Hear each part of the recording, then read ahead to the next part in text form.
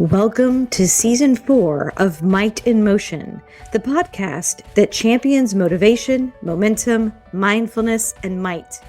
I'm Marianna Kinnee, your host, bringing you conversations with inspiring leaders and innovators who challenge the status quo and push boundaries in their careers and lives.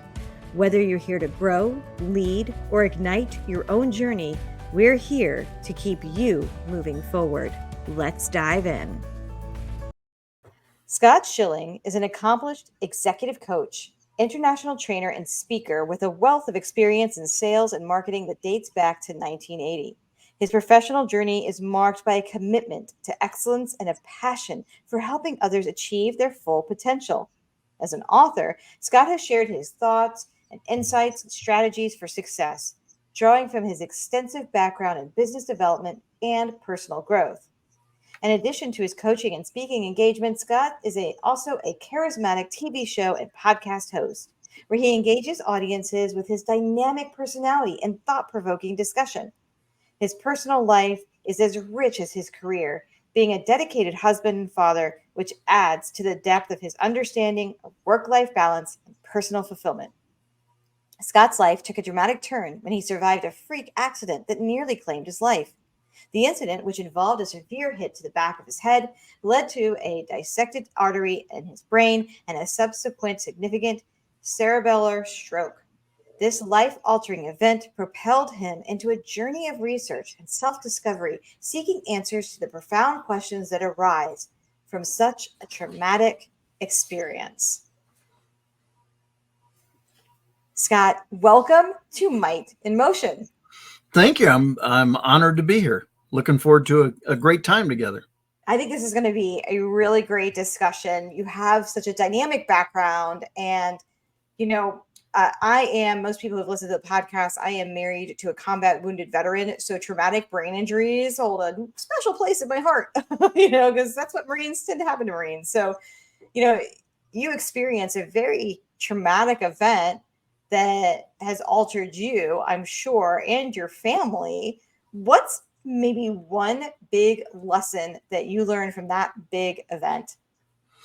Well, I think the biggest thing is I am phenomenally blessed to have come through what I came through with no deficiencies, with no significant issues, other than to have doctors tell me for 6 straight days, we don't understand why you're alive. To which I got a little pissy, I got to say. And at one point I said, sorry to disappoint you. I've always been an overachiever. I lived. And they said, you're kind of a smart butt, aren't you? And I go, no, not really. But you keep on telling me I shouldn't be alive. I am. Yeah. And they said, well, we've got 2 other stroke patients on the floor. Their MRIs not nearly as bad as yours. They're probably not going to make it. They're incapacitated. Everything works and you're laughing and goofing off. We just don't understand it. And I said, well, I got it all figured out. And they said, okay, well, what is it?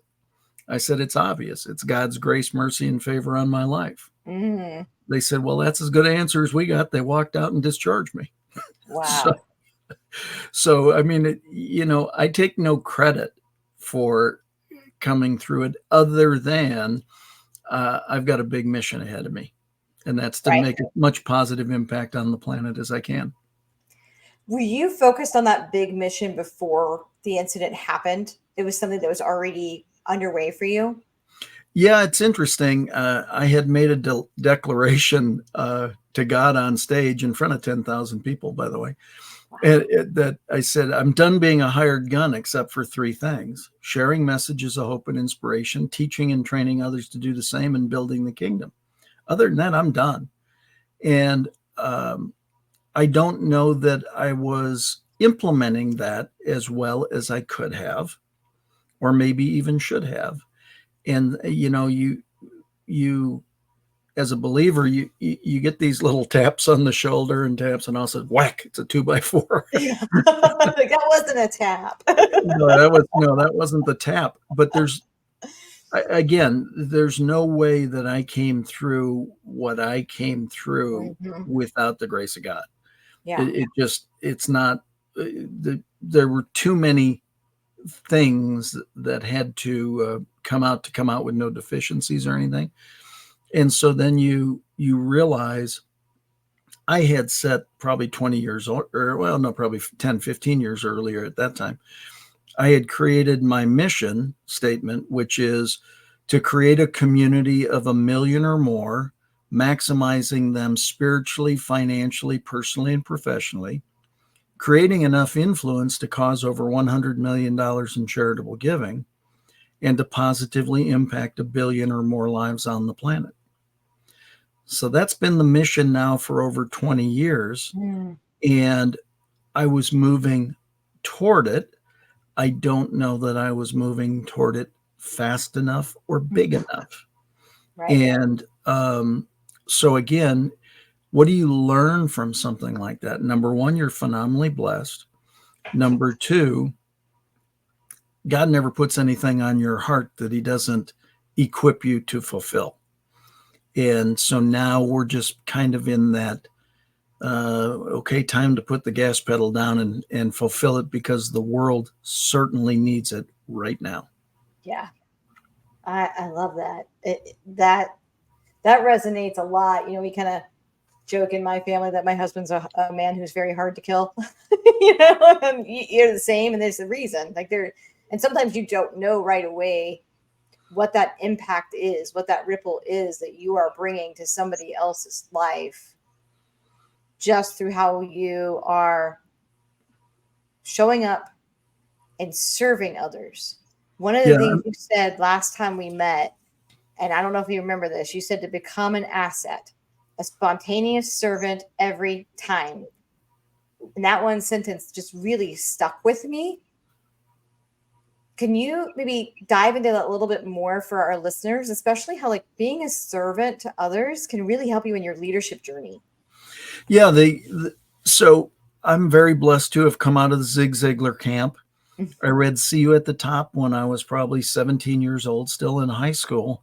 And there was a quote in that book that kind of set my path in life.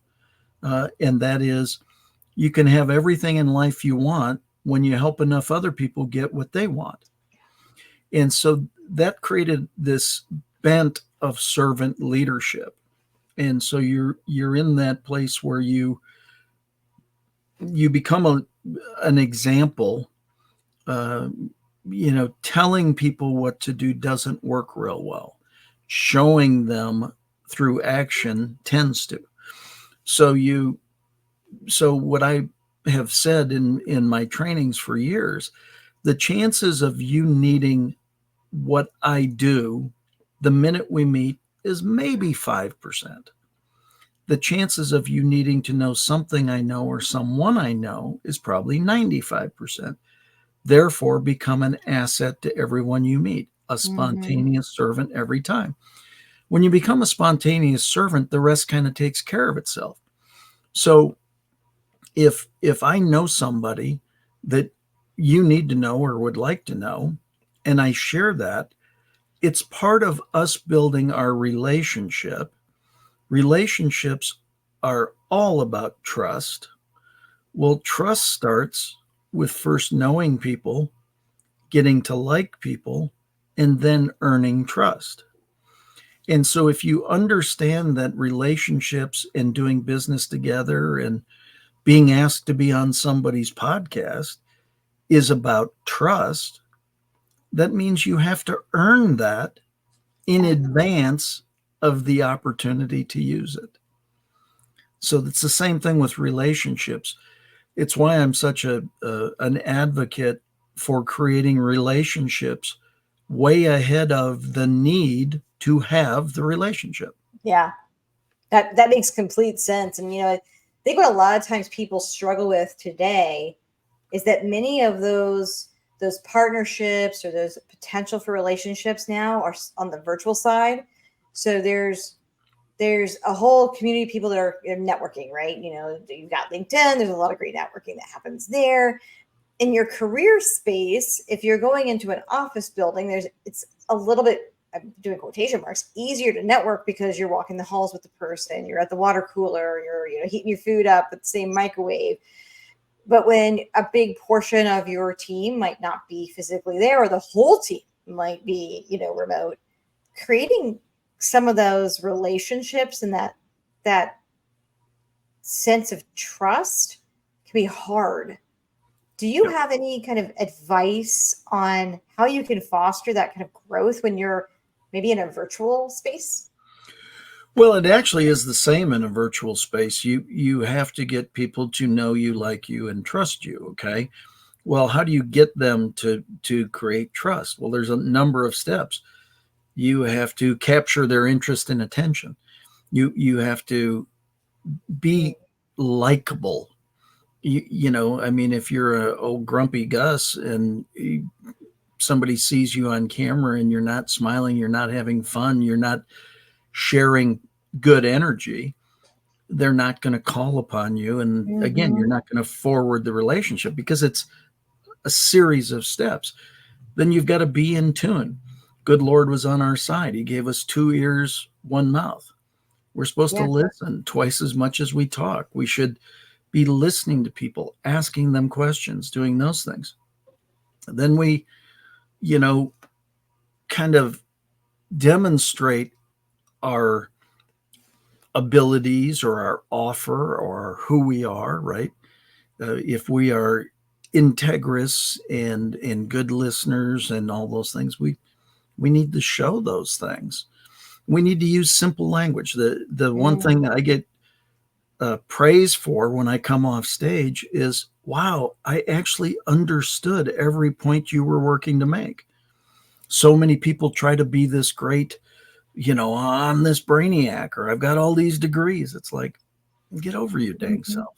I mean, speak so people can accept it. You've Mm. got to be the Mm. authority. So you want to be the authority because people want to do business with those they perceive to be the authority, but you don't have to be a jerk and be an authority, Yeah. right? And Yeah. then you share views and common experiences. We want commonality. We're comfortable around people who are like us. It doesn't mean we have to grow up in the same city or whatever, but if we do, that is a commonality, or we share views, that's a commonality.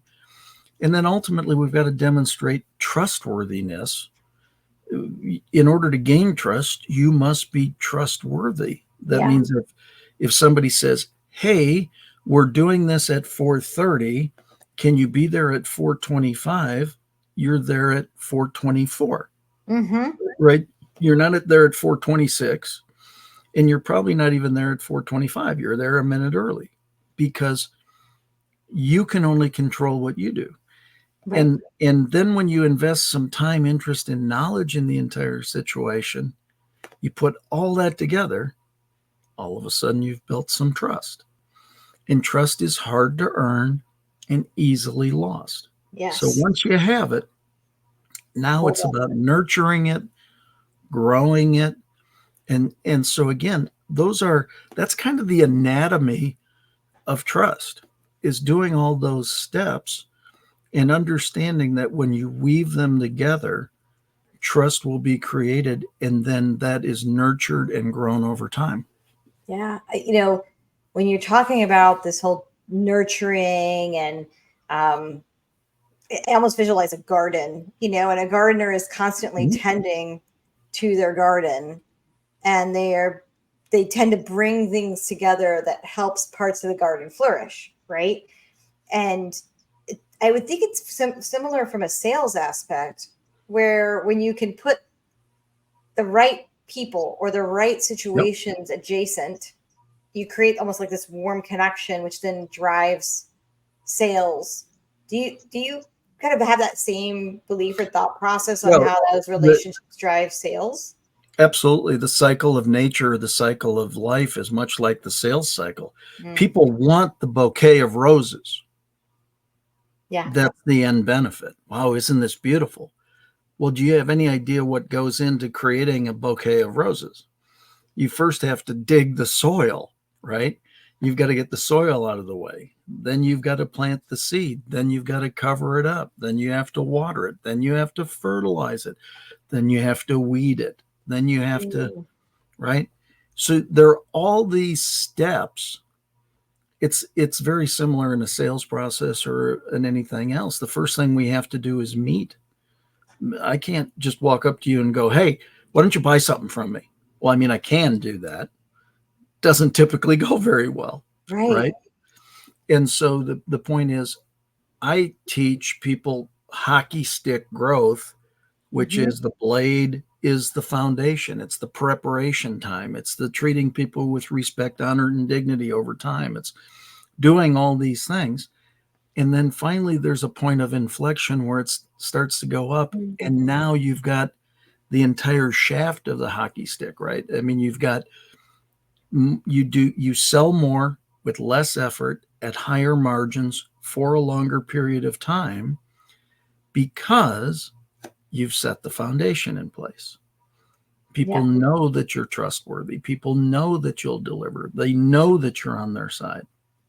So, sales is not, to me, is not quite frankly, I don't ever want to sell anybody anything. Mm-hmm. I always want them to buy a lot from me. Mm-hmm. Because Therefore, of the difference. there's my responsibility to create an environment for you to want what I have. Mm. And that solves a tremendous number of issues going forward. Yeah. It's interesting because I don't come from a sales background. I come from a supply chain, transportation, distribution background. And it was still all about relationships. When anybody would talk to me, I'm like, it's not, it's about how you make other people feel. If I'm creating a positive relationship with this carrier, when a crisis happens, they're more likely to actually answer my phone call because I've treated them with respect along the way, right? I'm not always calling them because something's wrong. I'm calling them as more of a partnership versus a let me beat you over the head, right? And I think that kind of approach, and creating that environment where people want to work with you or they want to buy from you can Right? apply to any industry and any leader to create that great environment for their team. It would apply for them too. Very much so. It just is, again, if I sell you something and for whatever reason it's not working out for you, you're mad at me.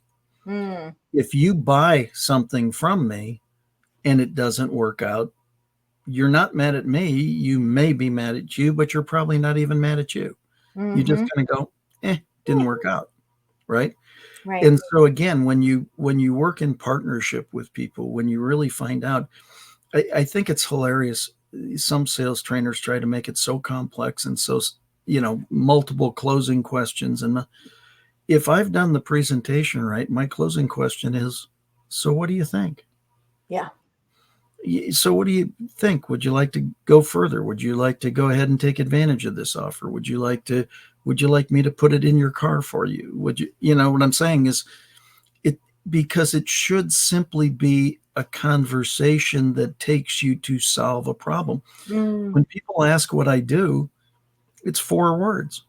I identify problems and provide solutions. mm-hmm. Yeah. It's no more complex than that.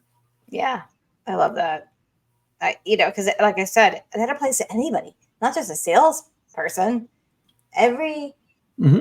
you're a teacher, you're a nurse, you're working in a frontline sales position, you're working in a warehouse. All those things apply on if you identify a problem and you solve a problem, you're now seen as that problem solver. Right. And that's where the Right. asset comes in too, because if I want to be a spontaneous servant, I identify a problem with or for you, right? Yep. And I might be the solution. I might not be the solution, but I Mm-hmm. can still be a solution by recommending somebody else that truly can solve your problem. Mm. And what I've actually done now is I've solved 2 problems. I've solved yours, and I've now created business for another friend, associate, partner Yep. that was looking to grow their business because everybody always is. So I solved a problem for them that I didn't even know they necessarily had, other than I know that everybody wants to grow their business for the most part, Right. right? Right. So I can by not having the answer myself, meaning my solution, I can actually almost do more sometimes Hmm. by connecting to people than to solve it myself. Yeah. I'm going to change gears a little bit. Usually towards the end of some of these, I ask like a more of a philosophical question maybe, but if you would go back and you look back at your career, and it's been a very long career, which is awesome. What is maybe one thing you wish you had learned earlier that somebody who might be starting their career right now, you're like, oh man, if you could just learn from my mistake and make this shift, what would that be? Well, I don't really think there are any mistakes. I Mm, think there are a lot of lessons to learn. yes. I don't think that people typically purposefully do things wrong. That does not say that people don't do things wrong. I Hmm. don't think they do it purposefully. And so one of the things that I coach my clients, my coaching clients or my consulting clients is if things don't work out exactly the way you want them to work out, ask yourself these 5 questions. Hey, listeners, I hope you're enjoying this conversation as much as I am. If you're finding value in these insights, don't forget to like, subscribe, and leave a review wherever you're listening. Your support helps us reach more people and bring even more inspiring guests to the show. Let's keep building this incredible community together. Ask yourself these 5 questions. What's the lesson? What's the gift? What did you do to create it? How would you modify it next time to make it better? Mm, How is this going to serve you the rest of your life? If I had those 5 questions earlier in my career, I think I would have been even further ahead. yeah. I've been teaching and sharing that for quite some time, but I actually developed them for me. Yeah. So even like my near-death experience, right? What's the lesson? Well, when you go out and the back hatch of your SUV hits you in the back of the head, cold cocking you, Mm, and you have a headache for 8 days, they call that a clue. yeah. What's the gift?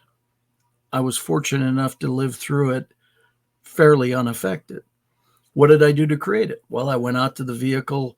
It was a cold morning. I balanced a box of books on my Mm, knee. I flipped open the back hatch with vigor, ducked underneath it, and as fast as I threw it up, it came down and smacked me in the back of the head like a baseball bat. yeah. What would you do differently? Well, take a little more time, a little more care, a little more caution. And what I actually did was sell that vehicle. Don't ever keep a vehicle that attacks you. And then the fifth one is how is that going to serve me the rest of my life? Well, I told the entire story for a stage 23 days later, Hmm. and a gentleman walked up and said, I'm going straight to the doctor. I've had a headache for 12 straight days. You've convinced me I'm not supposed to have that. I don't Mm, know why it's there. I've been afraid to go find out. With your story, I'm going to go get checked out. yeah. So, how does it serve you the rest of your life? You realize that you can either believe things are done to you or for you. Hmm. And I truly believe, eh, well, not my new book, my second to last book, the actually came up with, I believe, God's equation for total peace. And that is God's plan and timing is perfect, plus all things work together for my good Mm, equal total peace. hmm. See, we don't know why certain things happen to us. That's the plan. And we can sit there and try to question the plan, but we don't ever get the answer to that. So all that Right. does is create angst. But when we add the knowledge that all things work together for your good, it doesn't matter why it happened. It happened for your good. Accept it as that, and you find peace over it. Right. And so there are a lot of not great things happening these days. Yep. That being said, they're happening for a reason. They're here to serve somehow. We may have not made all the correlations yet, but quite frankly, I think my new book, the one that's coming out, Endless Connections, Creating Authentic Relationships That Matter, we had to have this discord between the generations and between peoples and nations so that it could be addressed. Mm-hmm. And so I've been trained up. Everything along the way has trained me up to now create this book, this movement, this at a time like this. So the answers have been developed over time. I love that. I think that's a great kind of closure to your message today, right? And sometimes we want to know what the full plan is. I'm a big planner, so I love knowing the plan and I love thinking 5 steps ahead. But there are times when that doesn't serve me, and Well, so I and it doesn't bring me peace. That's for well, sure. Sometimes, I don't know that it serves. It's funny because I really started on that path and working to understand that for years. yeah, And when when the event triggered and happened, and I went to the emergency room for 5 hours, they gave me every test you could know and then discharged me with a misdiagnosis, to which the next day I was in intensive care with a proper diagnosis. The point is that I said, God, I've been teaching your plan and timing is perfect for the last couple of years now, but I do not pretend to understand this plan right, or this timing. right, So I'm suggesting that your plan is not to call me home. I would have been there already. It's not to maim me or disable me. You allowed me to come through like this. So your plan is to wake me up. Duly right, noted. You got my attention. I'm supposed to right. use this event to serve and save myself and others physically and spiritually for the rest of my life. And if that, in fact, is your will for my life, I ask for your guidance and wisdom going forward so I implement that appropriately. And if it's not, I'm good with whatever you got. That's when I went to get back into bed, and instead I climbed up on a cloud. Total peace. Never felt it before. I've never felt it since. But I came through the entire process with this understanding, to the best of my ability, that when we understand that things are done for us, when we take a step back and we gain the observer role, it's amazing. And so sometimes when you're a planner, it kind of creates angst that might not need to be there. Just a thought. Now, 100% agree with that thought. If people are like, wow, I really like what Scott's saying today, I'd like to connect with him. I want to learn more about like your books and what services you provide and all those things. What's the best way for people to connect with you? Well, you can certainly go to scottschilling.com. I don't hide very well. I'm right there. My email is very tricky. It's scott@scottschilling.com. If you have any questions after this or when I ask or just get to chat, let's do it. Send me an email. I And love it. then the new book is in final prep and publication and everything, but you can actually buy a advanced copy at endlessconnectionsbook.com. And the minute that they are printed, it will be hot off the press straight to you.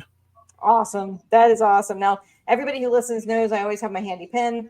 It varies in color, but I write notes while I do these interviews because it helps me. It's just how I absorb information, but it always gives me an opportunity to recap at the end some of the nuggets that spoke to me. And I know there's a million others, but some of the things that I wrote down is that you can have all you want when you help others get what they want, and that relationships really are about trust, that you have to earn that trust in advance of opportunities and you have to keep nurturing it to make sure that that trust is maintained, just like any relationship. We talked a little bit about that you want to make sure that you're developing that continuous growth. We talked about like the hockey stick approach to things. So if you have that good base, it's going to create this upward momentum in what you're doing. You want to create an environment where people want to work with you. They want to buy from you. They want to be at your side through what you're doing. And when something happens, that you really think about 5 things. You talked about what's the lesson to learn. That's number 1. Number 2, what's the gift that this instance is bringing you? 3, how did you maybe participate in creation of that event? 4, what would you modify in the future? And 5, how does this thing serve you?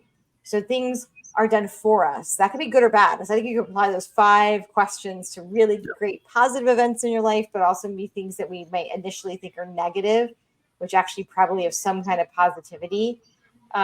We also talked a little bit about, partnerships and how you can still foster them in a virtual environment. You want people to know, like, and trust you. And so when you capture their interest and attention and you're likable, you listen, you ask questions, you can create an environment where now you've created this partnership trust environment with others, even if you've never met them personally, like face to face. Like Scott, you and I have never met face to face, but we've already created, I think, this bond because of that whole listening, asking questions, and speaking so that others can understand. And then, finally, we talked about the traumatic event where you ended up being hit in the head, and you see it as a moment of blessing. And it gave you this opportunity because, you weren't done with the mission that was set ahead of you, right? And part of that healing and being able to get through a big event like that, I think really does tie to your faith. It ties to seeing it as a blessing, not necessarily a negative instance in your life. And that whole approach just really changes, I think, that the output that may happen, even if something what is deemed bad happens. So this has been a really fun conversation, Scott, for me. I learned a lot more about you, things I didn't know before, which is always awesome. And I have more nuggets. I mean, that, like I said last time when you and I talked just one-on-one, that become an asset, a spontaneous servant every time has stuck with me over these past, 5-6 weeks since we last talked, because it's so simple, but it's so important when you're creating relationships and you want to drive forward in your career and in your goals. So thank you so much for the time today, Scott. This has been awesome. My pleasure. This is I was very blessed to write checks to 19 mentors over my career. And the only thing I said to them at the beginning was, give me everything you got. My commitment is I won't keep it. I'll share it with my students and the people I come across. And so I'm in that stage of my career. And I love sharing what I've experienced and learned along the way, because quite frankly, it's the only way that we help lift people up and grow people. That's right. That's awesome. Well, thank you again, Scott, for being on the Might in Motion podcast. My pleasure. Thank you. Thank you for tuning in to this episode of Might in Motion. Remember, every step forward counts, and the power to create momentum starts with you. If you enjoyed today's conversation, please subscribe, share, and leave us a review. It makes a huge difference. Until next time, stay inspired, stay mindful, and keep moving with might.